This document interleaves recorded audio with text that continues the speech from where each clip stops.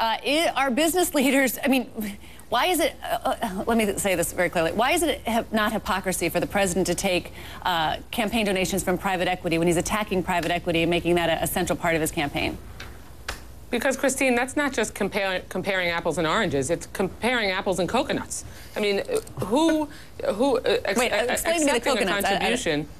Sure, accepting a contribution from a particular person involved in venture capital and criticizing Mitt Romney, who has made his record as a venture capitalist at Bain the central focus of his credibility and his qualification for being president, are completely different things. So Mitt Romney, in the way that he ran Bain Capital, the companies that he deliberately drove into bankruptcy, the creditors that he left with less than pennies on the dollar in return, and the thousands and thousands of people who he left on the unemployment lines while making hundreds of millions of dollars in profits for himself and his partners is an appropriate examination for a man who is saying that this is the reason we should elect him president. Okay, Congresswoman. Who contributes to Barack Obama has little to do with that, because those contributors are not running for president and saying that they should be elected based on their record. Congresswoman, this is Totally Will Kane, and let's compare apples to apples. Will. It seems to me that the criticism you're offering is that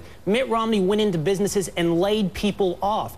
But wouldn't the apples to apples comparison be, that's exactly what Barack Obama did. When he touts the auto industry as a big feather in his cap for the auto industry's recovery, didn't the federal government, didn't Barack Obama go in and lay off thousands of auto worker industries to save that industry? He laid off workers. I am so glad that you used that example, because that's another key difference between the way that Mitt Romney would run this country and the way Barack Obama has been. Because Mitt Romney said we should have let Detroit go bankrupt. You're transitioning into that argument, Congresswoman, with all due respect. You're transitioning to that one, and I'm asking you about, didn't they lay off workers? You asked me a question.